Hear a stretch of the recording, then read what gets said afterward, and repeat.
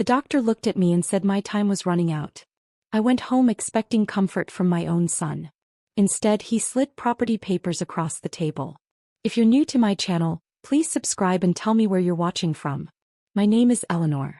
I'm 59 years old and I live in Austin, Texas, in a small house I spent most of my adult life paying for, one careful payment at a time.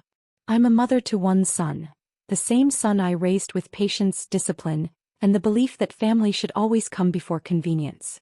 Until that day, I truly believed I had done my job right. I believed that love, when given honestly and without conditions, would find its way back to you when you needed it most. Before the diagnosis, my life wasn't glamorous, but it was steady. I wasn't wealthy, but I was secure. I had routines that gave my days shape and meaning. I cooked meals for my son and his wife when they were overwhelmed. I helped cover bills when money ran short. I watched their children when they needed time for themselves. I did it quietly without reminders or expectations. I never kept a record of what I gave. I never asked for anything in return. I thought that was what love looked like. That morning, before heading to the hospital, I did everything the same way I always had. I made my bed neatly. I watered the plants by the window, adjusting them toward the light. I locked the door behind me, unaware that I was stepping into a moment that would permanently change how I saw my own family. The doctor didn't rush. His voice was calm, almost careful as he explained test results and timelines. Advance. Limited options. He didn't give me a number, didn't say how long I had, but he didn't need to. I understood what he was telling me. I nodded. Thanked him. I walked out like I was still the same woman who had walked in. In my car, I sat gripping the steering wheel, breathing slowly, counting each breath so I wouldn't break down in the parking lot. I told myself to stay composed. I told myself I would go home, tell my son, and let him comfort me the way he did when he was small. When thunderstorms scared him and he climbed into my bed looking for safety. That was the picture in my mind when I opened my front door. Instead, I stepped into a room that felt cold and unfamiliar. My son was already seated at the dining table. His wife was there too, sitting slightly back, quiet and distant. No one asked how the appointment went. No one asked how I was feeling. My son motioned for me to sit, his expression serious, focused, like this was a business meeting, not a moment between a mother and her child. He said we needed to talk about the future. Then he opened a folder and placed a stack of papers in front of me. At first, I didn't understand what I was looking at. I stared at the pages, at my name typed neatly across the top, at words like transfer, ownership, and signature. He spoke calmly, efficiently, as if he had rehearsed this conversation. He said that since I was sick, it would be smarter to put everything in his name now. He said it would prevent complications later. He said this was the responsible thing to do. My chest tightened, not from the illness but from something far deeper. I hadn't even finished telling him I was dying. My daughter-in-law stayed silent. She kept her eyes lowered, nodding once when he mentioned the house. That single nod cut deeper than anything he said. Silence can be agreement, and hers spoke clearly. I looked at my son, the boy I once stayed awake with through fevers, the teenager I defended when the world felt unfair, and I realized he wasn't really looking at me anymore. His gaze passed right through me, landing instead on what I owned. On what he believed was already his. In that moment, something inside me became very still. I didn't argue. I didn't cry. I told him I needed time to think. He frowned just slightly, as if time was no longer something I was entitled to ask for. They left soon after, taking their expectations with them and leaving the papers behind on my table. That night, I sat alone at the same table where I had paid bills, helped with homework, and celebrated birthdays. The papers remained untouched in front of me. I knew my body was fighting a battle I couldn't see, but I also knew something else with absolute certainty. Whatever time I had left, it would not be spent signing away my dignity. Before everything fell apart, my life moved in a quiet, predictable rhythm. I woke up early most mornings, even on days when my body felt heavier than it should have. I made my coffee the same careful way every time and sat by the window for a few minutes, watching the street slowly come to life. That small ritual grounded me. It made me feel like there was still order in a world that, without my noticing, was already beginning to slip beyond my control. Most of my days revolved around taking care of others. Even after my son got married, that part of my life never truly changed.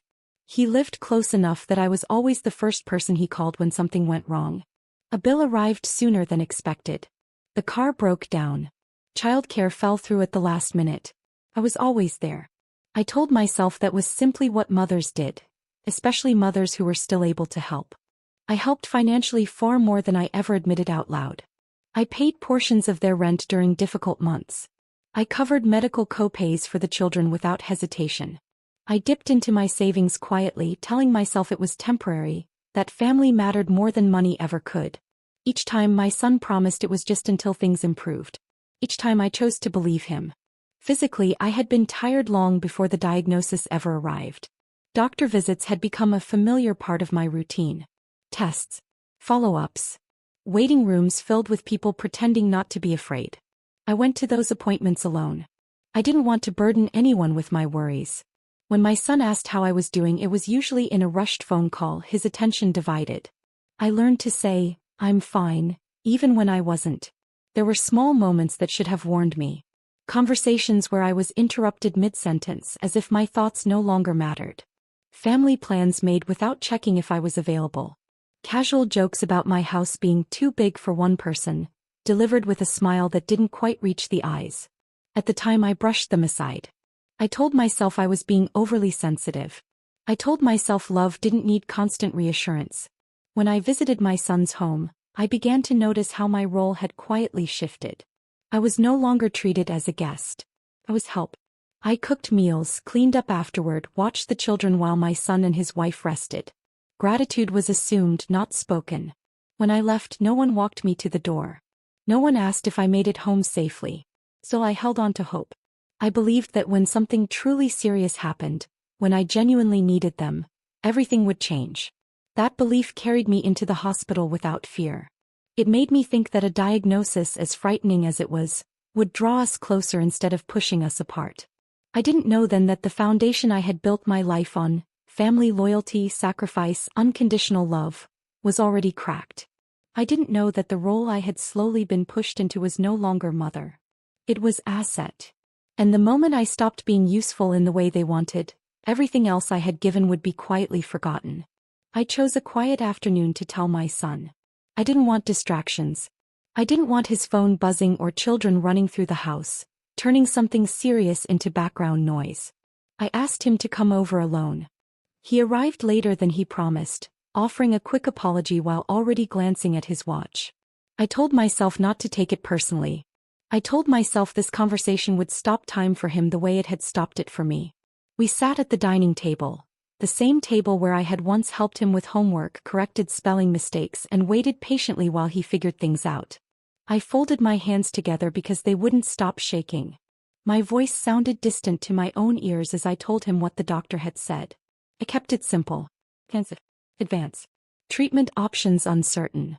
Time unclear. For a brief moment he said nothing. His face went blank, like he was working through a difficult calculation. I waited. I waited for concern, for fear, for him to reach across the table and take my hand. I waited for my son. Instead, he leaned back in his chair. He asked how serious it was. I told him it was serious enough that I needed to start planning. That was when his tone changed. He didn't raise his voice. He didn't sound upset. He sounded focused, sharp, almost businesslike. He said that if things were going to get bad, it would be better to handle paperwork sooner rather than later. He said unfinished decisions could cause stress for everyone. He said he had spoken to someone who told him it was best to transfer property while the owner was still alive. I stared at him, trying to understand how we had gone from my life, my body, my fear, to legal strategy in the span of a few sentences. Then he stood up, walked to his bag, and pulled out a folder.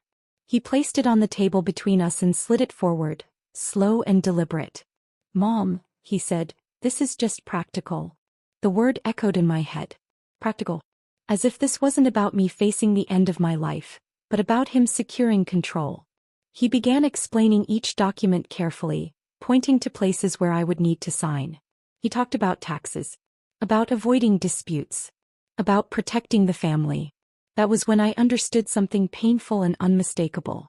He wasn't speaking to me as his mother. He was speaking to me as a problem that needed managing. Halfway through his explanation, my daughter-in-law arrived. She greeted him, not me, and sat down without asking what we were discussing. When he mentioned the property, she nodded once. No shock. No confusion. As if this conversation had already taken place somewhere I hadn't been invited. I finally told him I hadn't even finished explaining my diagnosis. I told him I was scared. I told him I didn't know what the next few months would look like. He sighed. Not with sadness. With impatience. He said stress wasn't good for my health. He said we should keep emotions out of it. That was the moment it truly settled in. The betrayal wasn't loud or dramatic. It was quiet. Organized. Calculated. My illness had been reduced to a timeline. For my belongings. I felt smaller sitting there than I ever had in my life. Smaller than the day I buried my husband. Smaller than the moment I realized I would be raising a child alone. This pain was different. It came from knowing the person I trusted most had already moved on, while I was still fighting to stay alive. When they left, the folder remained on the table. I didn't chase them. I didn't call out. I didn't ask for anything. I sat there alone, staring at papers that confirmed one unbearable truth. My son had already decided what I was worth.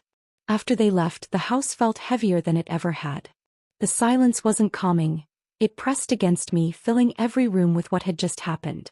I stayed at the table long after the door closed, staring at the empty chair where my son had been sitting, replaying every word he said and every word he chose not to say. That night, sleep refused to come. My body ached in ways I couldn't fully explain, pain that didn't come only from illness, but from the emotional weight settling deep in my chest.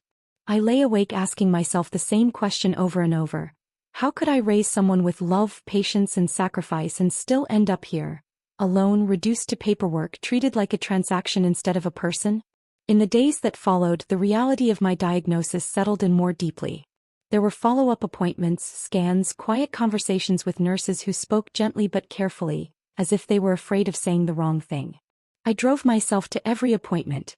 I didn't tell my son when they were scheduled. I didn't ask for help. Something inside me had grown quiet and cautious, like a part of me was learning not to expect comfort anymore. At home I tried to hold on to routine. I cleaned the kitchen even when it was already clean. I cooked meals I barely touched. I organized drawers that didn't need organizing. Staying busy kept my thoughts from spiraling. But no matter how much I filled my time, I couldn't shake the feeling of being discarded too soon. Like I had already been erased from their lives while I was still here, still breathing, still fighting. My son called once that week. He asked how I was feeling, but his voice sounded distant, distracted, as if he were checking a box. Before I could answer honestly, he brought up the paperwork again. He said he didn't want me to forget. He said time was important. I told him I wasn't ready to talk about it. There was a pause. Then he reminded me that I should be thinking about my family's future. He said he was only trying to help. In that moment, I realized how carefully he had wrapped his greed in the language of responsibility. For a brief second it made me doubt myself. It made me wonder if saying no meant I was being difficult, or selfish. That doubt hurt almost as much as the betrayal itself. I began to notice how rarely anyone checked on me without an agenda. No one asked how I was coping emotionally. No one asked if I was afraid. My daughter-in-law didn't call at all. When I really thought about it, I realized she never had, unless she needed something. I felt isolated in a way I hadn't expected. Being sick was one kind of loneliness. Being emotionally abandoned by your own child was another entirely. Some nights, I cried quietly into my pillow. Not because of the cancer, but because I finally understood that my place in the family had been reduced to what I could provide, not who I was. And yet, beneath all that pain, something else began to take shape. Clarity. I started to see my life differently, not just as a mother but as a woman who had worked hard, sacrificed deeply, and built something with her own hands. I began to understand that love given without boundaries can slowly turn into entitlement. And I understood that staying silent now wouldn't bring my son's compassion back. It would only confirm what he already believed. I didn't know exactly what I was going to do yet. I only knew I couldn't keep pretending that what had happened was normal. Because it wasn't. And I wasn't finished. The moment that finally broke something inside me came quietly without shouting or drama. It happened during a short visit my son made about a week later. He didn't call ahead. He didn't ask if it was a good time. He simply showed up in the afternoon, standing at my door with the same folder tucked under his arm, held close to his side like it belonged there. I let him in because part of me still hoped. Hope can be stubborn that way. Even when it hurts, it lingers. He sat down and opened the folder again, spreading the papers across the table as if enough time had passed for my feelings to no longer matter. He didn't ask how my last appointment went. He didn't ask if I was in pain or how I was sleeping or if I was scared. He went straight to business, flipping pages with practiced ease. He told me the doctor had been very clear about my condition, even though he hadn't been there. He said waiting too long could cause complications. He said signing now would make things easier for everyone. That phrase again. Everyone, except me. I told him I wasn't ready. He looked at me, then really looked at me, and something in his expression shifted. His jaw tightened. His patience thinned. He said I was being emotional. He said stress wasn't good for my health and that I needed to stop making things difficult. He reminded me how much he and his wife had depended on me over the years, as if the support I gave freely had somehow turned into a debt I now owed. That's when my daughter-in-law spoke. She said I needed to be realistic. She said I wouldn't need the house much longer. She said it would be better if everything was settled now so there wouldn't be any issues later. Her voice was calm, detached, almost polite, like she was talking about furniture or paperwork, not my life. I felt my face grow warm, my hands trembling slightly where they rested in my lap. I had never felt so small in my own home. And in that moment I understood something with painful clarity. This wasn't a misunderstanding. This wasn't fear making them careless with their words. This was who they were choosing to be. They weren't waiting for me to die. They were planning for it. I stood up slowly, steadying myself against the edge of the table. My body felt weak, but my voice didn't. I told them I needed rest. I told them it was time for them to leave. My son looked irritated, as if I had inconvenienced him. My daughter-in-law picked up her purse without saying a word. As they walked toward the door, my son turned back and reminded me not to drag this out. When the door closed behind them, the house fell silent again. I sank into a chair and finally let the tears come. Not loud sobs, just quiet, exhausted crying. I mourned more than my health in that moment. I mourned the son I thought I had raised. I mourned the belief that unconditional love would be returned when I needed it most. But beneath that grief, something else was stirring. Anger, not wild or reckless but steady and clear. For the first time since my diagnosis, I stopped asking myself what I had done wrong. I asked a different question instead. Why was I still trying to protect people who had already decided I was disposable? That question didn't frighten me. It gave me strength. After that day, something inside me shifted for good. The tears dried faster than I expected. Not because the pain disappeared, but because I was too tired to keep bleeding for people who felt nothing. I moved through my days quietly, carrying my illness and my disappointment like invisible weights that no one else seemed to notice. The cancer treatments began soon after. Long hours in sterile rooms. The steady hum and soft beeping of machines. Nurses who spoke gently, who looked me in the eyes when they asked how I was feeling and waited for the answer. In those weeks, strangers showed me more care than my own family had. I noticed it and I didn't forget it. My son stopped visiting. Instead, I received short messages asking if I had thought more about the paperwork. Every time my phone buzzed, my chest tightened, not with fear but with dread. I stopped responding right away. Sometimes I didn't respond at all. I needed space to breathe, to think, to exist without being pressed and cornered. At night, the loneliness was the hardest. The house creaked the way it always had, but the sounds felt louder now, hollow. I lay awake replaying memories, birthday cakes I baked late into the night, school projects spread across the same table, years spent making sure my son never felt alone or unsupported. I wondered how love could slowly turn into entitlement without me seeing the change as it happened. Part of me wanted to confront him again, to demand answers, to ask how he could look at me and see nothing but property. Another part of me wanted to fade quietly into the background, to avoid conflict and keep the peace the way I always had. That inner battle drained me more than the treatments ever did. I began to understand how deeply I had been trained to stay silent. As a wife. As a mother. As a woman who learned early that keeping everyone else comfortable often meant swallowing her own pain. I had lived that way my entire life. And now, when silence was expected of me most, it felt like a trap closing in. I stopped sharing details about my health. I didn't tell my son when appointments were scheduled or when the side effects worsened. I learned to rely on myself, to take careful notes during doctor visits, to ask questions without apologizing for taking up space. Each small step toward independence felt unfamiliar at first, but it also felt empowering. One afternoon, while sorting through old documents, I came across records of everything I had built over the years. The house. The savings. Insurance policies. Paper proof of a lifetime of work.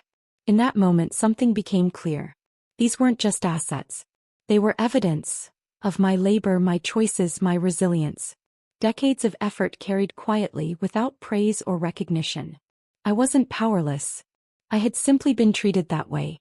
And the more I sat with that truth, the clearer my path became. I didn't need to raise my voice. I didn't need to justify myself to people who had already decided who I was to them. I needed to protect what was mine, my dignity, my legacy, and the time I still had. The fear that once kept me obedient began to loosen its grip. In its place, something steadier took root. Resolve. I didn't know exactly how everything would unfold yet. But for the first time since the diagnosis, I felt something close to control. And I wasn't about to give it up. There was something my son didn't know. Something I hadn't shared with anyone. Not because I was hiding it, but because I hadn't trusted anyone enough to say it out loud. A few days after my diagnosis, before I told my son anything at all, I met with a lawyer. I didn't walk into that office with a plan for revenge. I walked in because the word cancer has a way of sharpening your vision. It strips away denial and forces you to look honestly at what matters. I wanted to understand my options. I wanted to make sure that whatever happened to my body, the life I had built, wouldn't be taken from me while I was still here, still capable of choosing. The lawyer listened without interrupting as I explained my situation. My age, my health, my family. He asked careful, respectful questions and reviewed the documents I had brought with me. The deed to my house, bank statements, insurance policies. When he finished, he leaned back slightly and said something that settled deep in my chest. "You are in full control," he said. "No one can force you to sign anything." Hearing that felt like air returning to my lungs. For weeks, I hadn't realized how tightly I'd been holding my breath. He explained how my property was structured, how my savings were protected, and how the law was on my side. He talked me through my choices calmly and clearly. He explained trusts. How they worked, how they protected intent. How they ensured that wishes were honored without interference. He reminded me that planning wasn't an act of fear. It was an act of clarity. I didn't rush into any decisions after that meeting. I went home and sat with everything I had heard. I thought about what truly mattered to me. I thought about the values I wanted my life to represent once I was no longer here. I thought about the difference between love that is freely given and love that is demanded. As the days passed and my son's messages grew more impatient, my resolve grew stronger. I understood then that handing everything over wouldn't bring peace. It wouldn't heal anything between us. It would only prove that treating me like an object had worked. Quietly, without telling anyone, I went back to the lawyer. Together we began planning a trust. One that reflected who I was, not what others expected from me. A trust that would support causes I believed in. Medical research, community programs, people facing illness without safety nets. Places where dignity was still honored, where compassion didn't come with conditions. Each document I reviewed felt like reclaiming a part of myself. I wasn't bitter while doing it. I felt calm. Strong in a way I hadn't felt in years. This wasn't about punishment. It was about truth. About choosing intention over obligation. At home, I stopped leaving the folder of papers out in the open. I put it away, out of sight. I stopped waiting for my son to arrive with demands. I stopped bracing myself for disappointment. For the first time in a very long time, I was making decisions without asking for permission. And that changed everything. The turning point didn't arrive with anger or raised voices. It came quietly, the way most life-changing decisions do. I woke up one morning feeling weak from treatment, my body heavy, but my mind was finally clear. For the first time in weeks, I wasn't confused about what I needed to do. I realized that continuing to explain myself was only feeding the pressure. Every conversation with my son ended the same way. Him circling back to the house, the accounts, the future he had already decided belonged to him. My honesty had become an opening he kept forcing wider, a door he refused to stop pushing against. So I closed it. I stopped updating him about my health. When he asked how the treatments were going, I kept my answers brief. When he brought up paperwork, I changed the subject. I didn't argue. I didn't justify myself. I simply stopped engaging. That silence wasn't weakness. It was protection. A week later, I signed the final documents. Sitting in the lawyer's office with the pen in my hand, I felt a strange mix of sadness and relief wash over me. Sadness for the family I thought I had, for the version of my life I believed would stand beside me at the end. Relief for the woman I was finally choosing to be. The trust was clear, thorough, and legally airtight. My wishes were written in language that couldn't be twisted, challenged, or ignored. When I walked out of that office, the air felt lighter, as if something heavy had finally lifted from my chest. That same afternoon my son called. His voice was sharp with impatience, edged with irritation. He said we needed to settle things soon. He said uncertainty wasn't good for anyone. I listened without interrupting, letting him finish. Then I told him calmly that everything had already been taken care of. There was a long pause on the line. He asked what I meant. I told him my estate was no longer a discussion. I told him my decisions were final.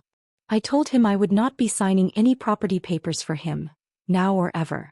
He reacted exactly as I expected. His voice rose. He accused me of being stubborn. He said I was letting emotions cloud my judgment. He reminded me of everything he believed he was entitled to, as if repeating it might make it true. For the first time I didn't feel shaken. I told him I loved him, but love did not mean surrender. I told him my illness had taught me something essential. Time is too precious to spend trying to earn compassion from people who refuse to give it freely. Then I ended the call. I sat there afterward, my hands steady, my heart calm. The fear that once lived in my chest was gone. In its place was certainty. I had drawn a line, not out of anger, not out of spite, but out of self-respect. And once that line was drawn, there was no going back. The confrontation came sooner than I expected.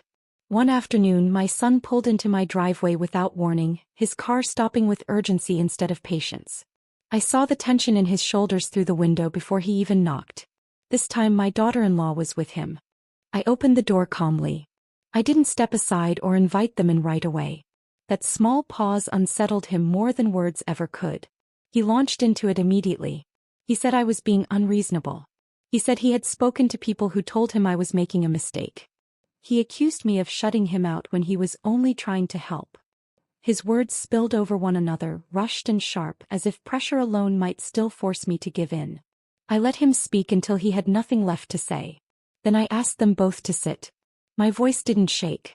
That surprised me. I told them I understood exactly what they wanted. I told them I knew my illness had made them anxious.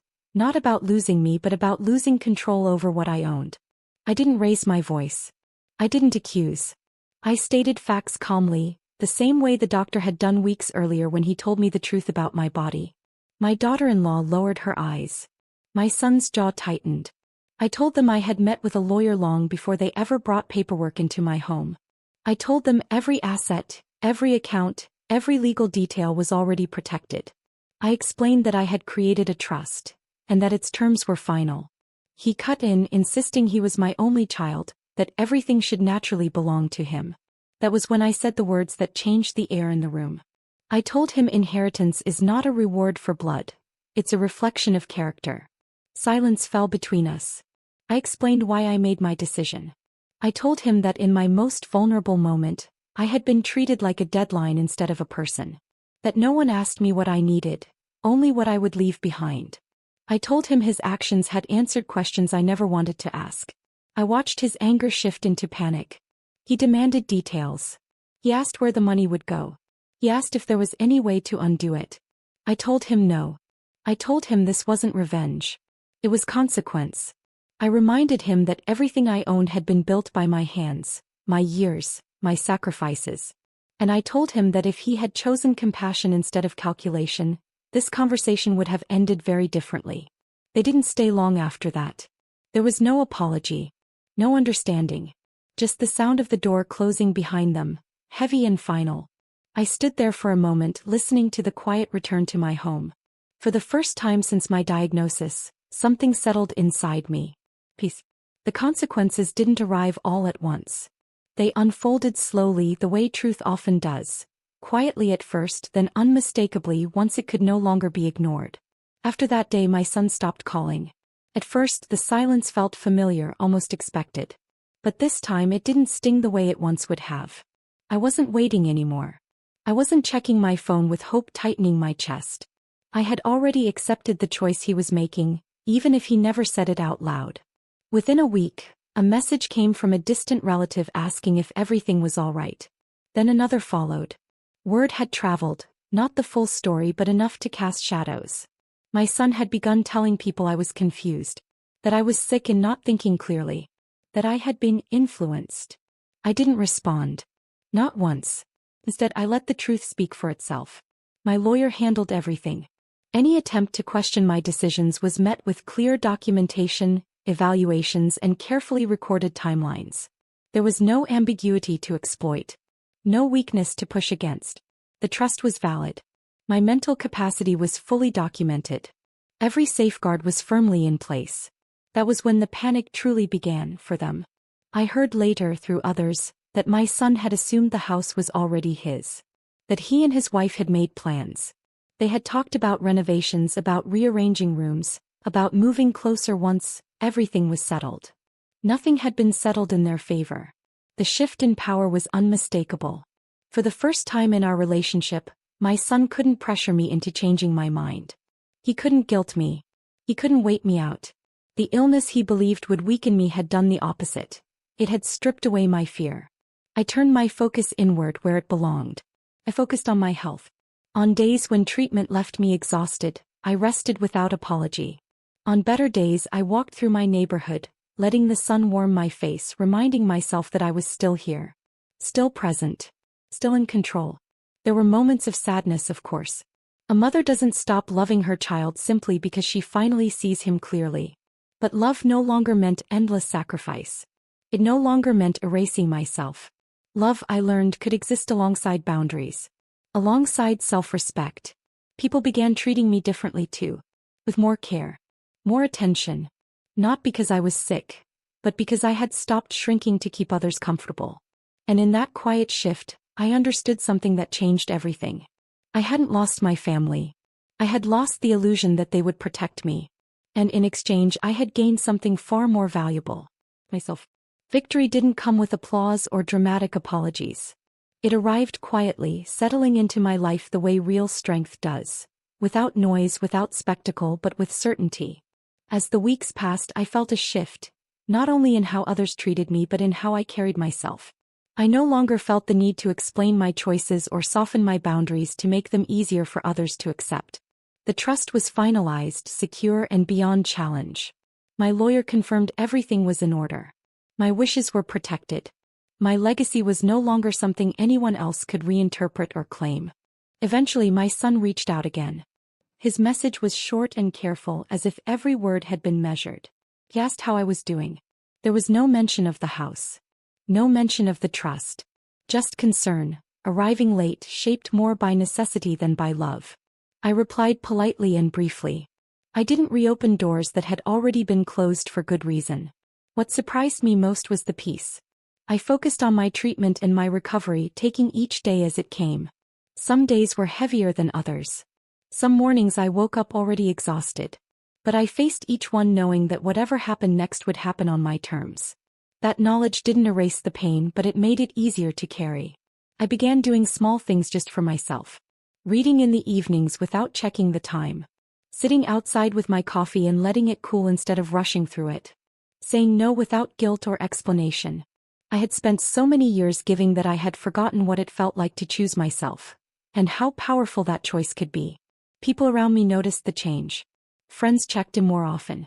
Neighbors lingered to talk. There was a difference in their voices now. Not pity. Not sympathy.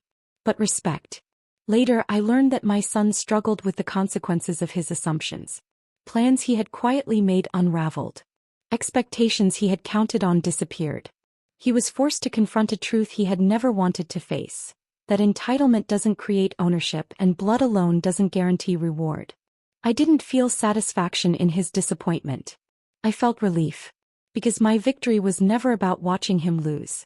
It was about reclaiming what had always been mine. My voice, my autonomy, my worth. I had ensured that whatever time I had left would not be shaped by fear, pressure, or manipulation.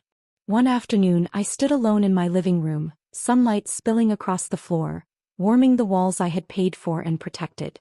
And in that quiet moment I understood something deeply. I hadn't just protected my estate. I had protected myself. Illness has a way of stripping life down to what truly matters. When I look back now, I can see how clearly it revealed truths I had avoided for years. It showed me who stood beside me when I was vulnerable, and who only stood close when there was something to gain. I learned that love isn't proven by words spoken in easy, comfortable moments. It's proven by compassion shown when there is nothing left to take. When my son chose paperwork over presents, he taught me a lesson I never wanted to learn, but one I needed in order to survive what came next. For most of my life, I believed being a good mother meant endless sacrifice. I believed patience would be rewarded. I believed silence would keep the peace. I believed that giving more of myself would eventually bring me closer to the people I loved. I was wrong. Silence didn't protect me. It erased me. What saved me wasn't anger. It wasn't revenge. It was clarity. I didn't take anything away from my son out of spite. I chose not to reward cruelty with inheritance. I chose not to let entitlement rewrite the meaning of my life's work. Instead, I allowed what I had built to serve something greater than greed, and in doing so I finally honored myself. Today I move forward with a strength I didn't know I still had.